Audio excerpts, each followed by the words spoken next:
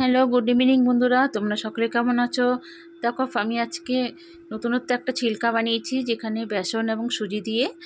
তো এর মধ্যে আমি একটু সোয়াবিনও দিয়েছি। তো চলো কী করে বানিয়েছি তোমাদের সাথে শেয়ার করছি। 1 কাপ প্রথমে আমি সুজি নিলাম, তারপর 1 কাপ নিয়েছি বেসন। মেজারমেন্টের যে কাপ থাকে সেই কাপের সবথেকে বড় কাপটা দিয়ে নেবে।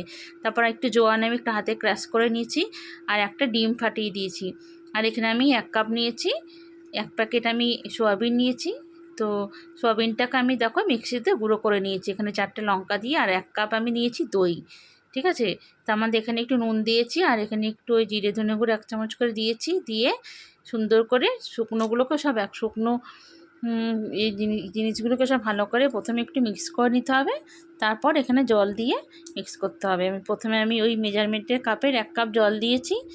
তো যেহেতু সুজি আছে, তো জলটা একটু পরিমাণটা বেশিই লেগেছে। এখানে আমি 2.5 কাপ জল দিয়েছি টোটাল। প্রথমে আমি 1 কাপ জল দিয়ে ভালো করে পেস্টটাকে গুলে নিয়েছি। নিয়ে আরও 1 কাপ দিয়েছি, তারপর আরও হাফ কাপের মতো দিয়েছি। মোট 2.5 কাপ এখানে আমি জল দিয়েছি। দিয়ে এই ব্যাটারটাকে সুন্দর করে গুলে নিতে হবে। ভালো করে গলে নিয়ে তারপর এখানে একটু আমি পেঁয়াজ কুচিও দিয়েছি।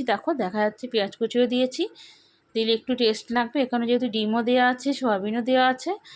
তারপরে আমি এই ছিলকাটাকে আমি আস্তে অল্প অল্প করে তেল দিয়ে এপিট ওপিট করে সুন্দর করে ভেজে নিয়েছি। তো ছিলকার সাথে খাওয়ার জন্য আমি একটা বাদামের চাটনিও বানিয়েছি। বাদামটাকে শুকনো খোলায় ভেজে তারপর আমি বাদামটাকে পেস্ট করে নিয়েছি, একটু নুন লঙ্কা একটু মিষ্টি দিয়ে।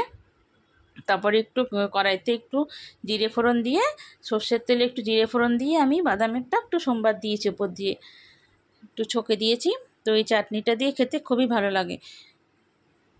তারপর আমি দেখো এইভাবে আমি ছিলকাগুলো সব বানিয়ে নিয়েছি। তো বাদামের চাটনিটাও আমি কমপ্লিট করে নিয়েছি দেখো। তো এই তোমাদের এই রেসিপিটা কেমন লাগলো অবশ্যই জানিও কমেন্ট বক্সে। আর যদি ভালো লাগে অবশ্যই লাইক কমেন্ট শেয়ার করো।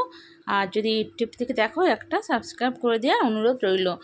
আর এই ছিলকাটা খুবই হেলদি হচ্ছে, তোমরা সবাই বানিয়ে খেও।